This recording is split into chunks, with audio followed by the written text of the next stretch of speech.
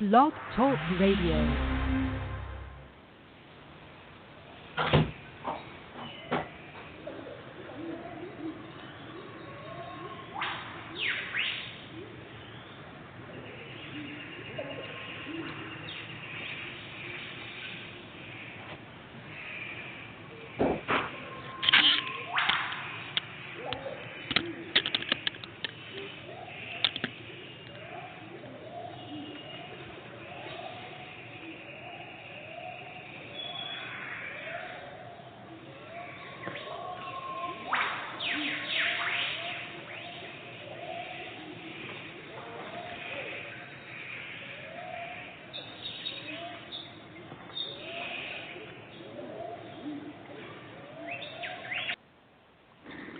Hello, everyone. I'd like to welcome all of you back to Ohio Exopolitics. I'm your host, Mark Snyder. We're going to be talking about the Billy Meier case and these horrific fires that are taking place on the West Coast.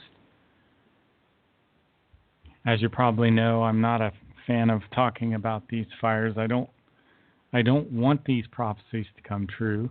I don't want all these horrific things that the Meier Material has talked about over the years to actually take place, and I take no pleasure in pointing out the evidence that they are in fact occurring. One of the prophecies in the Meier Material describes a time when these gigantic rolling walls of fire will be pretty much wiping out the western United States, and it even is going to affect the whole United States somehow, which is something I can't really fathom at this point. But let me go ahead and play a few clips about the San Bernardino fire, which is taking place on the West Coast in California. Here we go.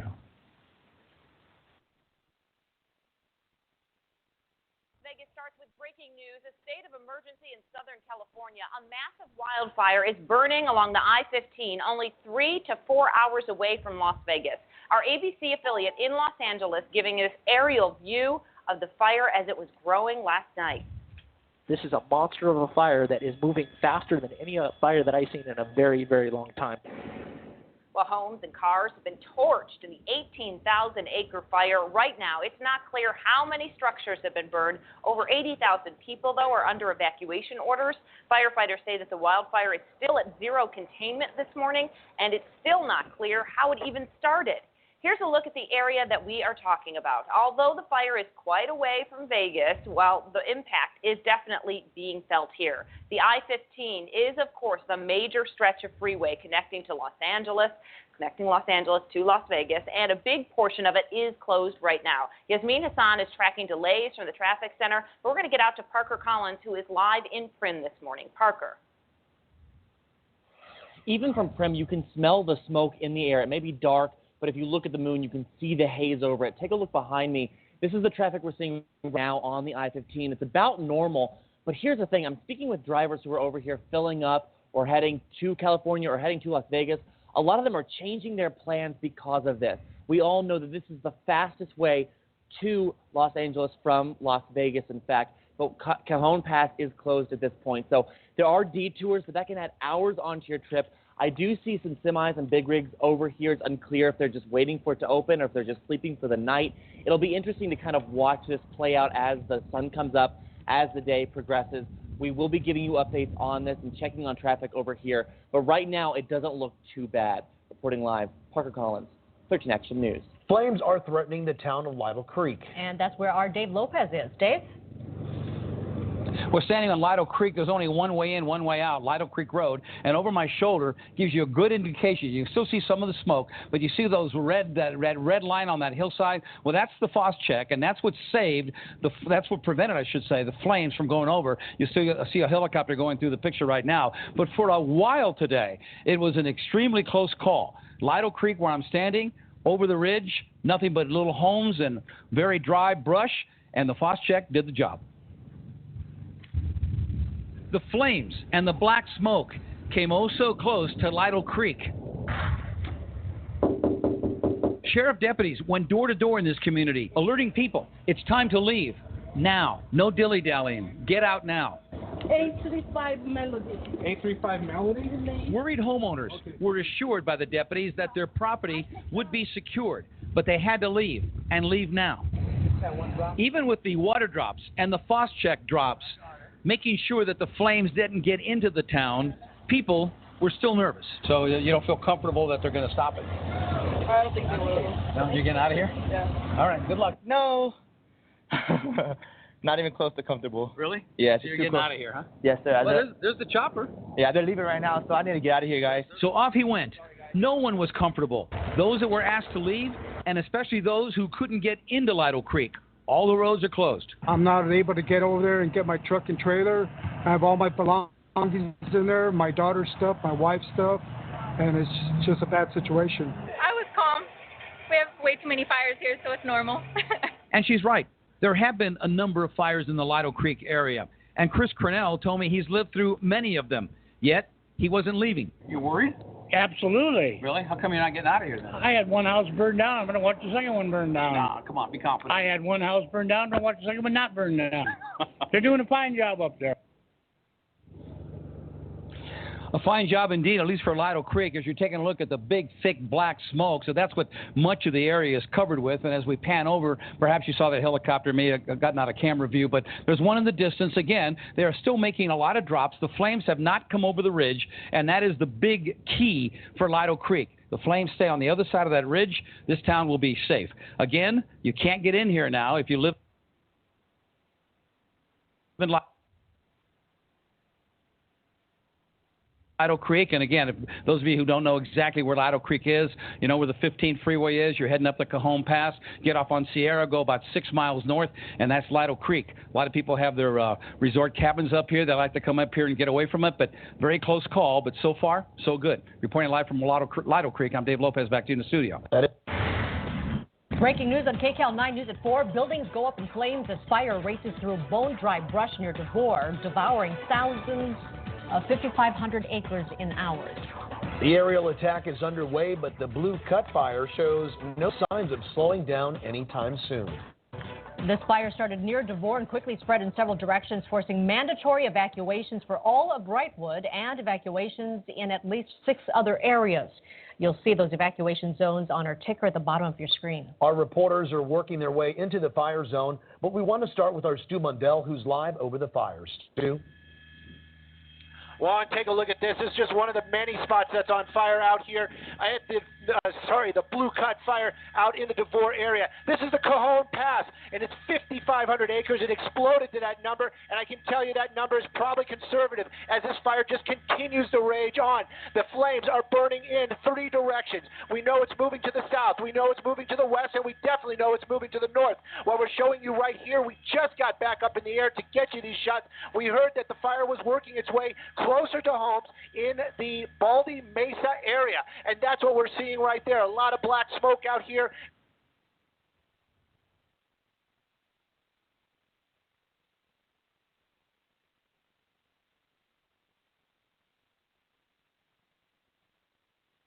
Back to the normal show here just a tad. I want to try to read a little bit from the Los Angeles Times that's talking about this fire. This page is giving me real trouble. It says firefighters tightened their grip on the fast-moving Blue Cut fire overnight Friday, capitalizing on humid weather conditions. Right now, the fire, I think, has covered 58 square miles, and it's burned over 150 homes, which is incredible. There are 213 other structures in San Bernardino County that may have burned as well. They're trying to figure that out. Fire teams focused their efforts on Lytle Creek and Wrightwood today. And some of these, if you see any of the films, they're pretty amazing. Anyway, this is the continuing story of the western United States as it burns up. It's a very disturbing thing.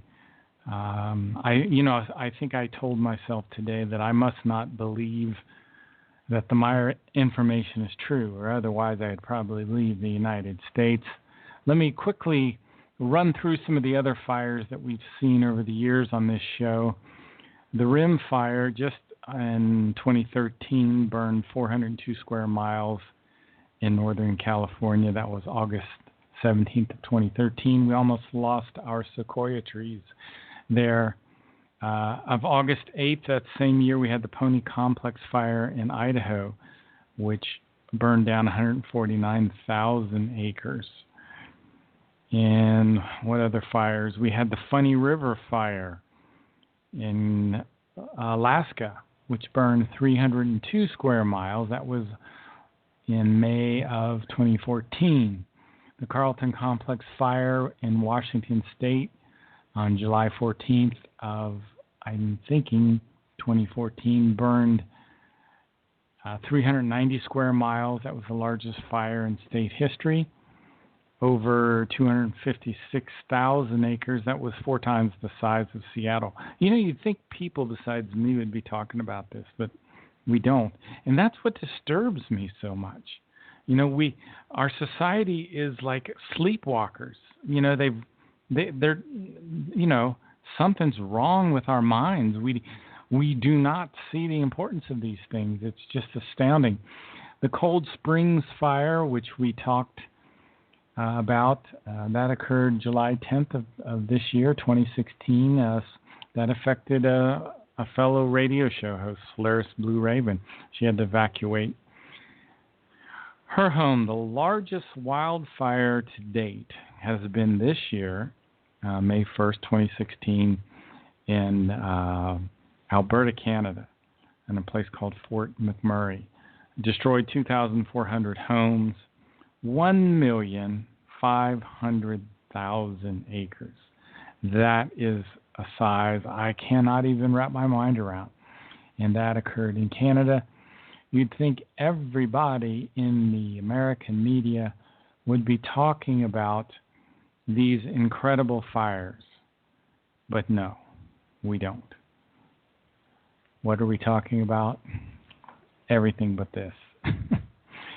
So in any case, I gave 15 minutes of the show to the fires, which I don't even like talking about them, but maybe that's because I want to hide from this reality as much as the rest of you do.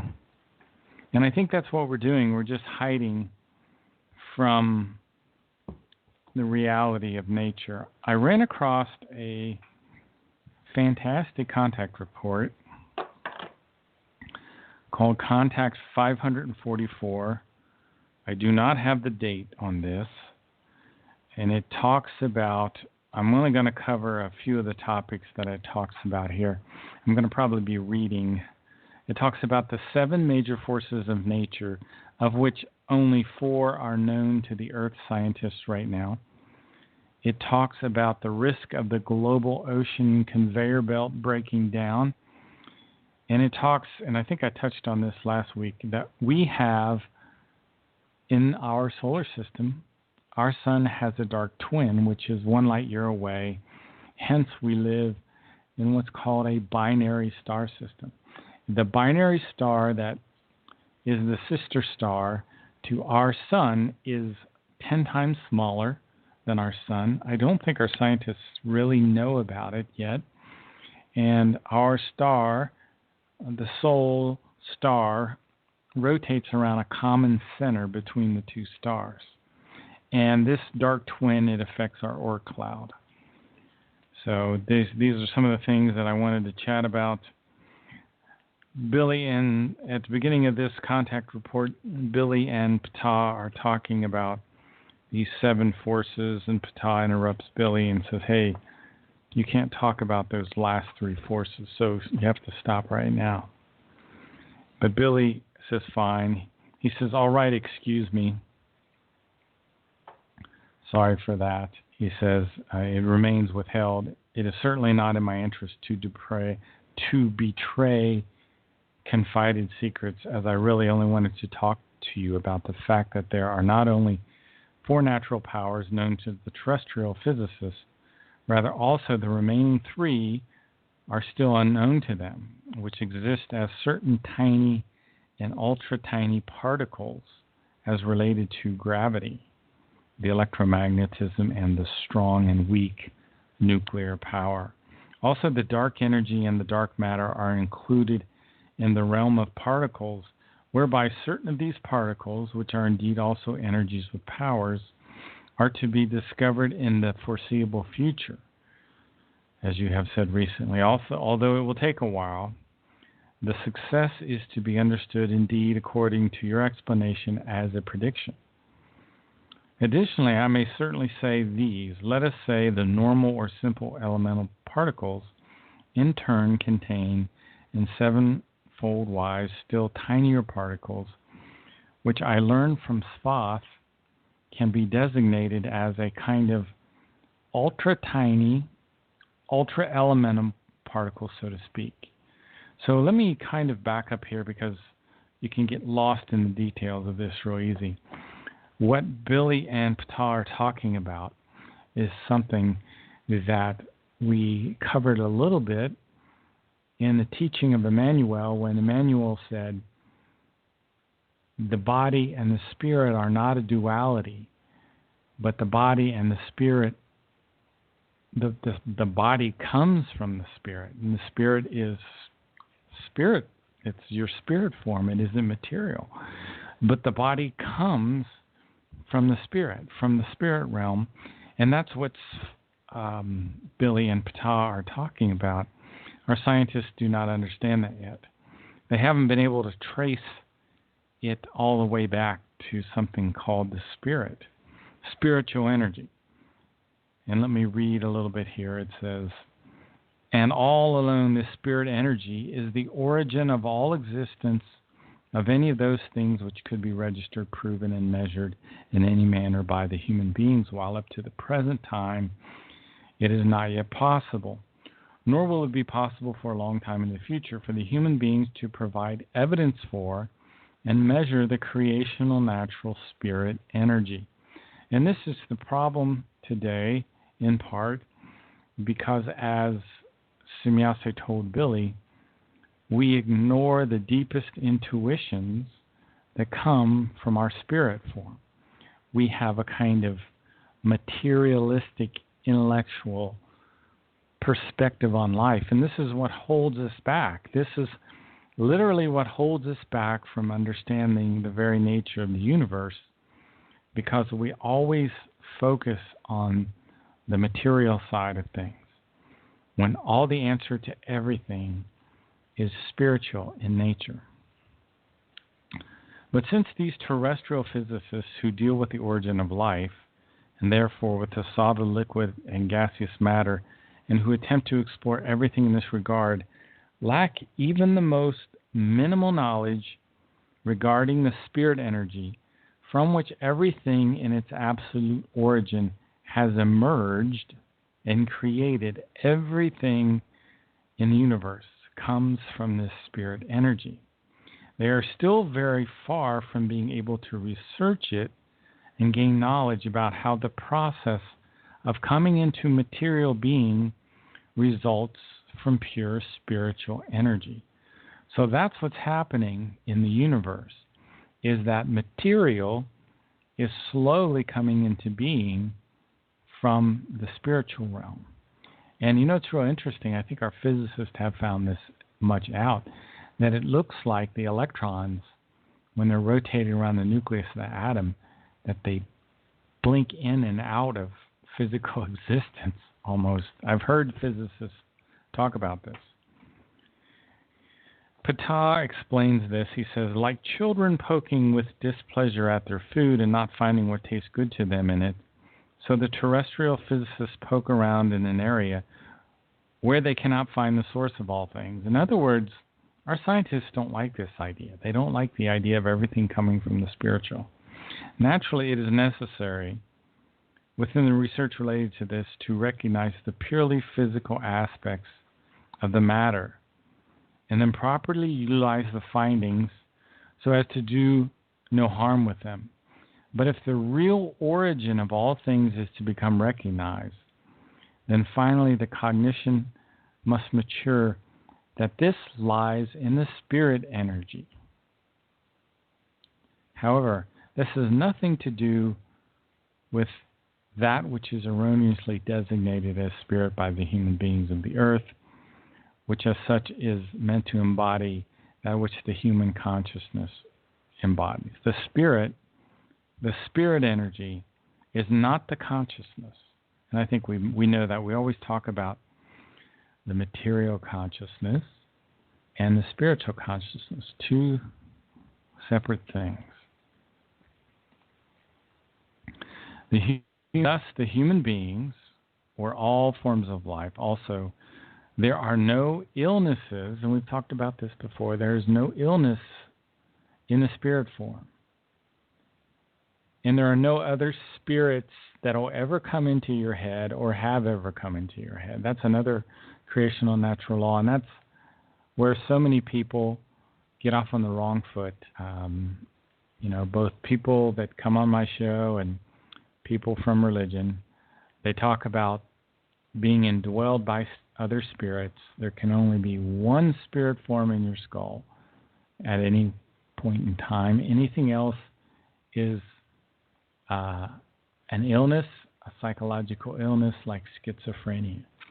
It's a creational natural law. You only have one spirit form in a material body at a time. The other thing that I think is also the same kind of creational natural law is that to be in the material realm, you have to have some kind of body to be here. Otherwise, that spirit is going to be in the spiritual realm. It has no body. I mean, so many philosophies talk about all these spirits flying around, and I don't think that's the way of nature. The way of nature is to live a material life. The physical body dies, whether you're a plant or an animal or a human being, and then the spirit form comes out of the body and it goes into the spiritual realm, and it absorbs all the knowledge from the previous life. All that comes from material consciousness. It's stored in the spirit form. And this, for a person that lives 100 years, that whole process should take about 150 years in the spiritual realm. Well, that doesn't really occur now. We don't have enough time in the spirit realm because we'll be pulled back into a physical body sooner because of the problem of overpopulation. So let's continue here. There is such a thing as the illness of the consciousness, but the spirit, that is to say the spirit form, the spirit energy, is absolutely off limits. It cannot be influenced by anything like diseases and so forth in the spiritual realm. So Ptah says, seen from this viewpoint, there are no objections to your statements. It seemed to me to be wrong that you wanted to speak openly about that which must be done with respect to. And then Billy interrupts him and talks, he says he has no desire to tell Earth humans things which they're not allowed to know yet. And Billy says something interesting down here. He says, that which has resulted from the much too early insight with respect to atomic physics. So we've already had insights into atomic physics that we really shouldn't have had yet. We're not spiritually prepared to have the power of the atomic bomb, but we do. And there's a lot of rumblings right now. I know Michael Horn has talked about the possibility of nuclear war, and there's a whole lot of people in the alternative community that are talking about that possibility right now. Let me continue here. It says, with respect to atomic physics, alone proved to a terrible degree that such premature findings cause, if they can be put into practice, further and even worse disasters could happen with respect to particle physics. Premature findings could be obtained, and a new and even more catastrophic weapon than the atomic bomb could be fabricated, could be built from this knowledge that they're not talking about. And Svath even told Billy about this. It says here, and as Svath once explained to me, this should be absolutely possible in regard to the ultra-elemental particles. Were they misused for the purposes of destruction, perhaps it would be good if you could only contribute your part to all that I have said, but in a simple way so that human beings can understand. So they go on with this conversation about, the fact that we really don't need to know these additional laws. I think there are either 3 or 4 additional laws that our scientists don't know about. There are 7 laws in all about these particle physics and how this all relates together, and we don't need to know this yet, not until we get a little more evolved in our spiritual life. So anyway, it's interesting how I stumble across this information, and in the very strange way that it all seems to connect in ways that I would have never really thought.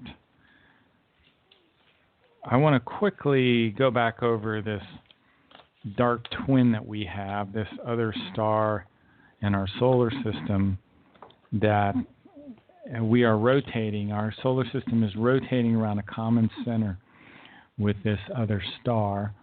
It's called the dark twin. It's only mentioned, as far as I know, in Contact Report 544, which I think I'll go ahead and put that in the chat room if you guys want to know. Hello, Walsh. And it looks like we got a few other guests in. There is the link to the Contact Report 544 that I'm kind of been talking about this evening. And I wanted to, again, talk about the dark twin a little bit and what the Meier Material has to say. This dark twin, this other star, this binary star, in other words, our star has a companion star. It's a light year away. It's 10 times smaller than our sun. These two stars rotate around a common center that's called a barycenter, which is an interesting concept. A binary star system is a star system consisting of 2 stars which orbit around a common barycenter. The barycenter is the center of mass of 2 or more bodies that are orbiting each other. And the term barycenter is used synonymously with a binary star. Now, there's something about this system of Lyra Vega where the human beings entered into existence in our galaxy, in our time-space configuration. Billy's ancestry is related back to the Lyra Vega system. And there are some very interesting things about Vega. Vega, it has been studied extensively by astronomers, and it can arguably be said to be the most important star in the sky after the sun. Another interesting planetary nebula in this Lyra Vega system, near the star Vega, is this Ring Nebula, which we talked about last weekend, which is called in the Meier Material, JHWH Mata, or the Eye of God. Anyway, there is also the creation of new stars in the Lyra Vega system. This process which creates new stars, we're only we're allowed to know a bit about that as well. But if you go to Contact Report 182, you can look into this a little bit and understand a little bit more about the creation of these stars which occurred. Let me quickly read what Quetzal has to say here. Quetzal says, about that, nothing should officially become known to the Earth people yet, for first toward the end of the year 1983 might be the time, would be right for that. But if until then you do not provide the information to the Earth people, then I would may well be helpful in short form. Concerning Vega, your note refers to the fact that in the area of Vega and Lyra, a cosmic process takes place, which produces new stars. This is a fact that is unknown to the Earth scientists, but it will be grasped in the near future. So this is one of the mysteries of the universe that's revealed to us about the Meier Material. One, the creation of new stars in Lyra Vega, and the other mystery is our dark twin. And we know this. We know these two secrets before the rest of the world because we study the Meier Material. Now, the other aspect and the difficult part is we also know about all these horrific disasters which could occur and appear to be occurring, and we have to live with the responsibility of that knowledge as well, which is very, very difficult. And it looks like Eve had put a link in there that's interesting about the fifth force of nature. So perhaps we've already found the fifth force, which I don't know is good or not, as we certainly don't seem to have the spiritual learning to be able to handle this information. And interesting that we're studying the stars again, because Emmanuel preached that the human beings should look upwards to the stars for majestic peace and grandeur rule there. And he said that things take place there over days, months, years, centuries, millennia, millions of years. And there's this creational activity that's taking place in the stars, this passing away of life and of existence and the developing of new forms. And we can see the beauty and the harmony of nature by looking at the stars. Without a doubt, human beings, it says here, and this is Emmanuel saying, without a doubt, human beings will learn to harness water and air, but in the process, they will forget to recognize creation above them and its laws. And they will forget to seek truth, knowledge, love, respect, life, logic, true freedom. And they will forget to live peacefully with one another. And that's one of the disturbing things about this time that we're living in, that Svath told Billy about, that we're living in the Third Millennium, and a time when confusion and maliciousness will spread all over the earth. And we're seeing that. And there is a secret dark order that will continue to influence the earth. And what does Billy say about the Third Millennium in his book called The Goblet of Truth? He said, "Your greed for profit, you human beings of earth, is continuing to abound more and more." And this greed for profit that we have is casting our populations into ever deeper misery.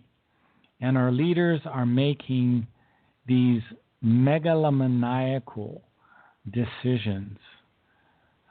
And it just seems we have such a corruption in our government process.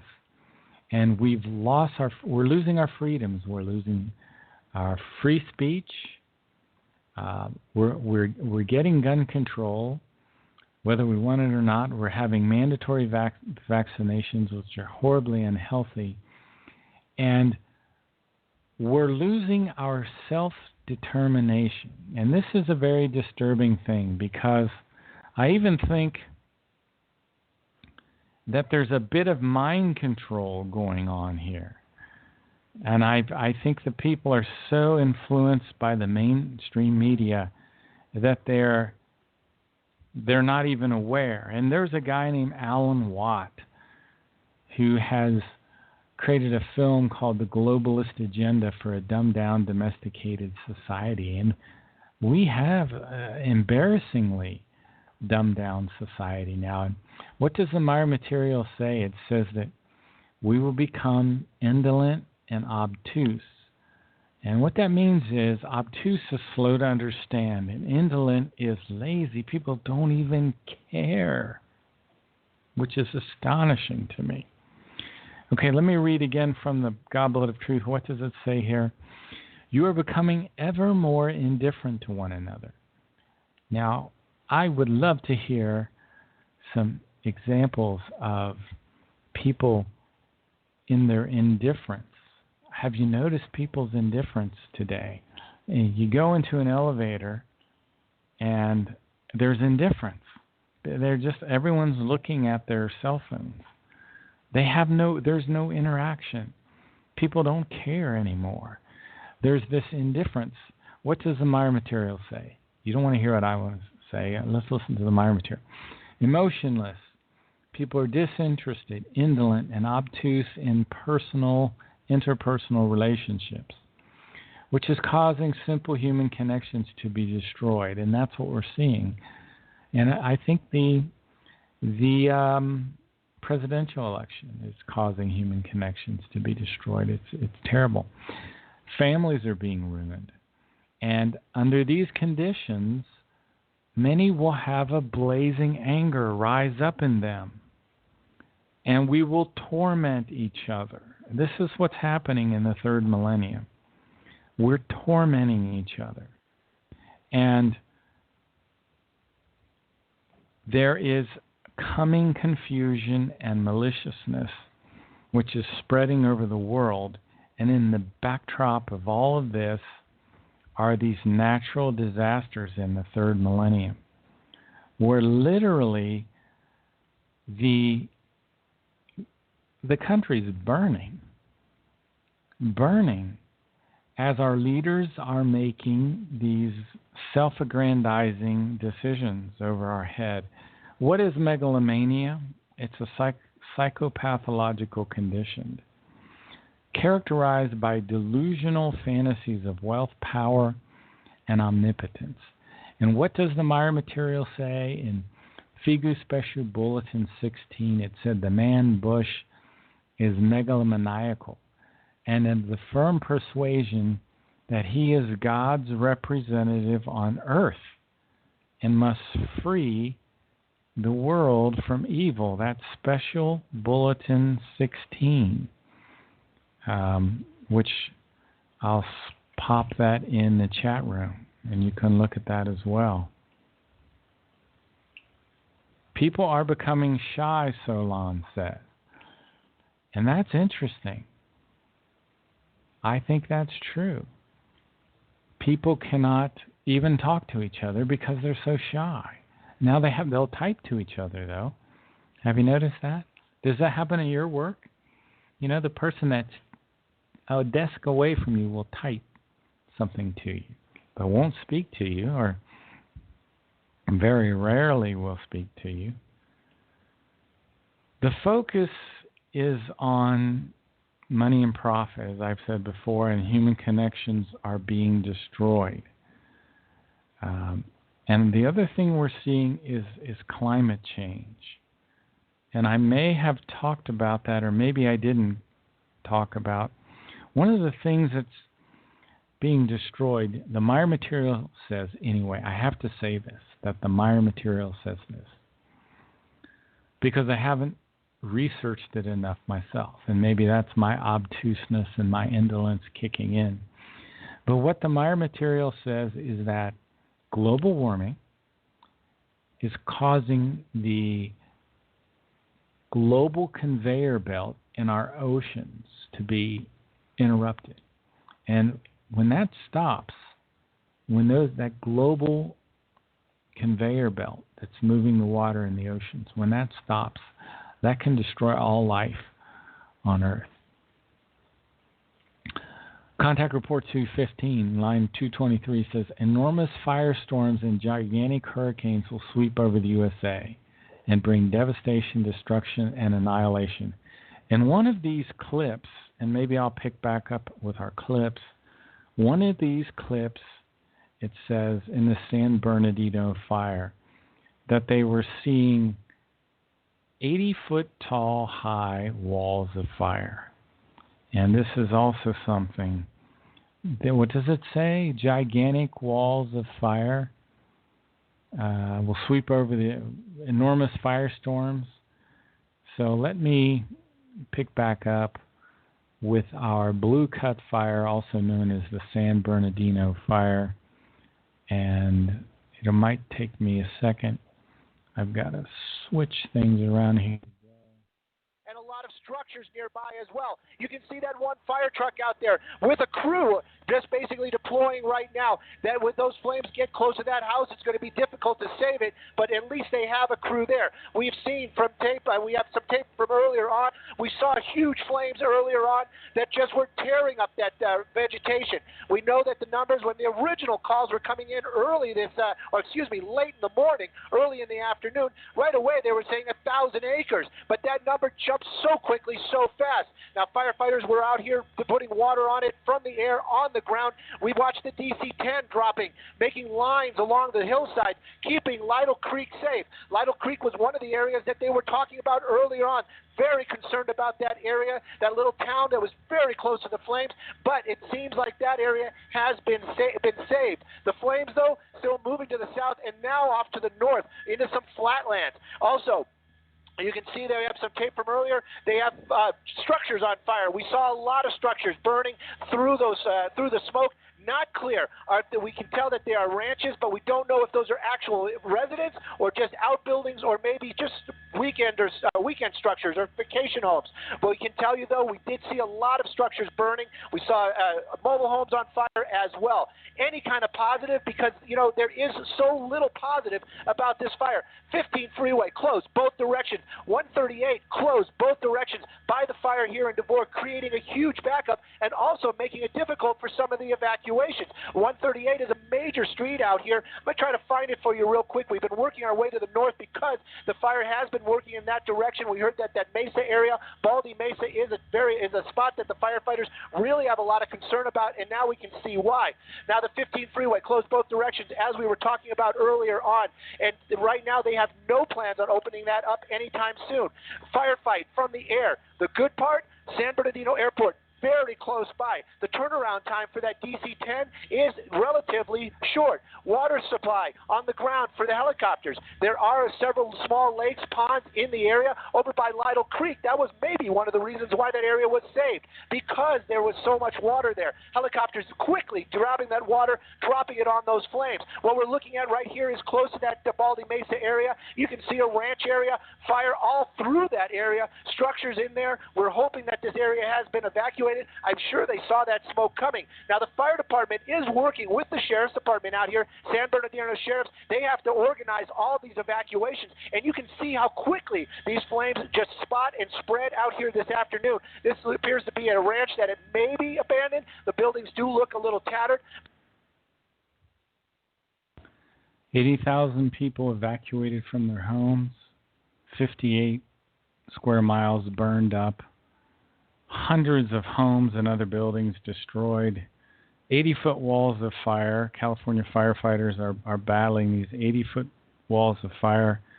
But what are most people in the United States looking at? Well, they'll either be watching the Olympics tonight or they'll be watching the Ultimate Fighting Championships while the country burns down. This is the product of the indolence and the indifference and the obtuse nature of the people of America. This is what we have now. This is what America has become. It's shocking to me. I really don't like to talk about it. In fact, it seems to be something that I'm led back to again and again. So what's the solution for all this? Well, the solution is to continue to be neutral positive in your thinking. And to be neutral positive in your thinking, one of the things that can help you with being neutral positive, and neutral positive means you're balanced, you're not real negative, you're not real positive. One of the things that helps this balance is following the creational natural law of striving. Because the more you strive, the less time you'll have to be overly positive or negative about anything. And the harder you work, it's a healing for your whole life. Let me read a little bit from the Way to Live. This is a great book, Die Art zu Leben, The Way to Live. This book teaches us how to live, and there's a creational natural law. The creational natural laws are the laws of nature. The laws of nature are the guide stones for how you can have a healthy and happy life. And this is, again, one of the great advantages of studying Meier Material, is that you can find a path for your life that works with your personality, that works with your abilities, that will make you a happier, healthier person. And one of these guideposts is striving or working. And believe it or not, and you need to learn to find out how to work in such a way that keeps you in a balanced way all the time. Like, okay, I work on the weekends now. I find I've had to do that and to continue my striving in order, and this has helped me be more neutral positive.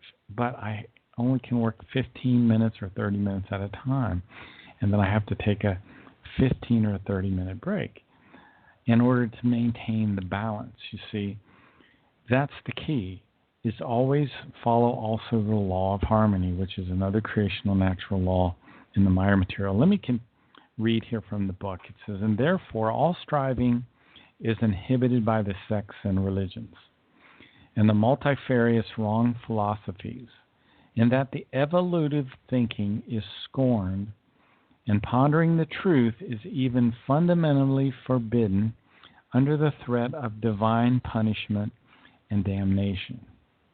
Truly, if only one were to free the human being from his or her anxieties, then the suffering would also become less and would become more bearable. That's the thing.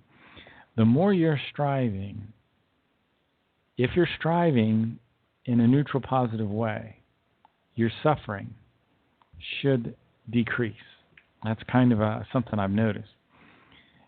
And were one just to free the human being from anxiety about the death, then he or she would become conscious of the striving. The striving for that which is higher, for that which is more absolutely fully developed, and for consciousness progress.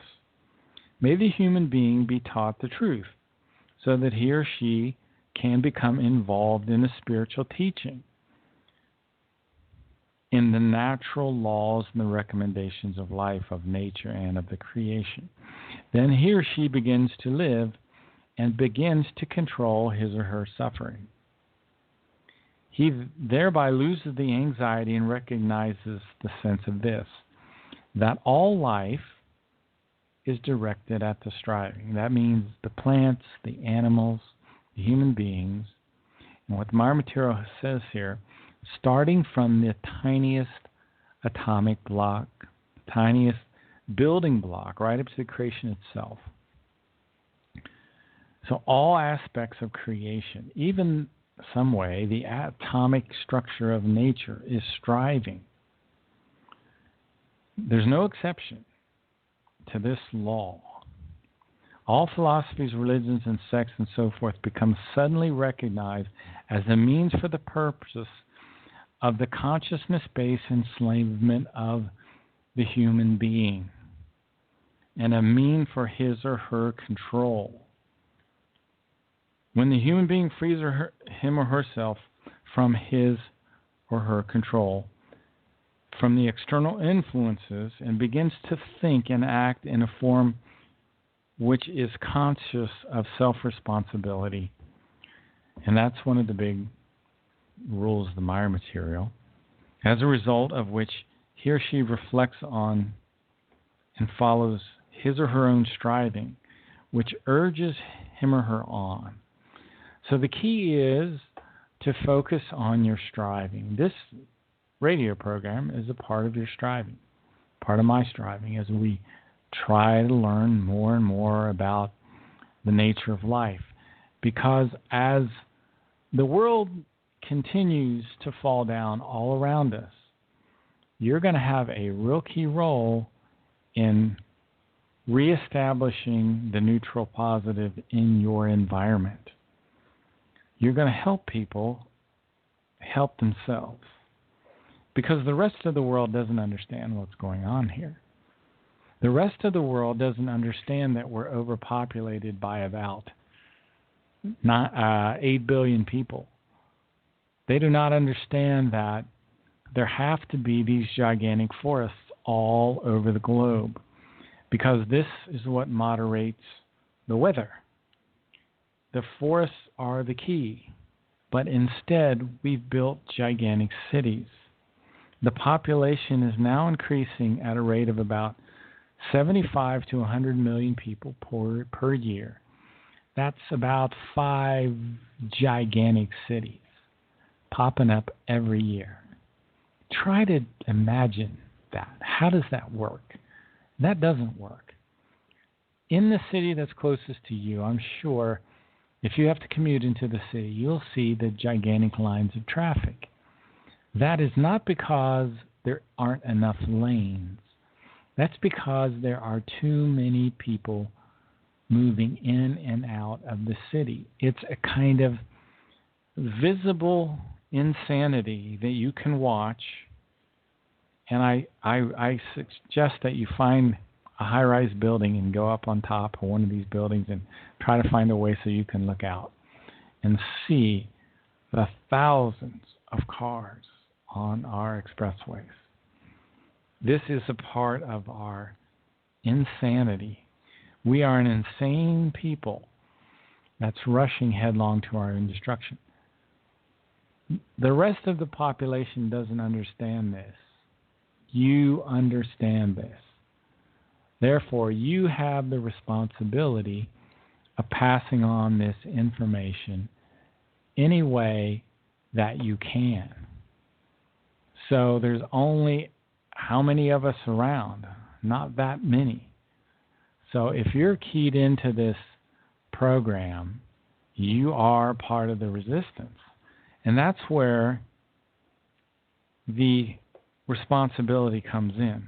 Because through wrong philosophies, religions, and sectarianism of all kinds, the human being has been loaded down with unending suffering and grief.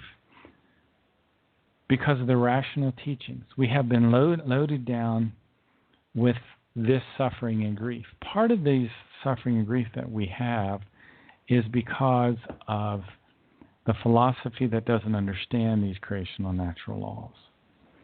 And we will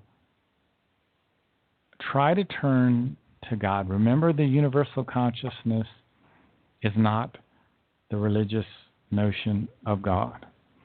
People will turn to God to bear the responsibility for everything and anything, but that does not exist. There is no Heavenly Father up there that's going to bear your responsibilities, that's going to fix this gigantic problem that we've created.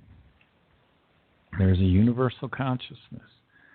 But this universal consciousness is not an omniscient, omnipotent, immutable, fictitious being. It is a spiritual intelligence that has created this universe. This universe is the first stage of a universal evolutive process which takes hundreds of trillions of years to get through one stage. We are in a material universe called the Dern universe that's about 46 trillion years old. You were created as a human spirit form to live numerous lifetimes to gain and acquire wisdom that you will bring back to this universal consciousness. So you're on a journey through time which involves many lifetimes. And your spirit form will become more knowing and more powerful with each lifetime as you continue to learn. But we have an irrational teaching on the earth that distracts us from this law of nature, reincarnation. It also distracts us from the innate striving for that which is higher and for the highest and possibly absolutely full development. So our development is being throttled and eliminated. If the human being lacks striving, then he or she no longer finds and recognizes any zeal towards that which would be rewarding work. If you're not striving, you'll also you'll lose the sense of zeal. Zeal is even more than a target or a goal, but it's roughly that.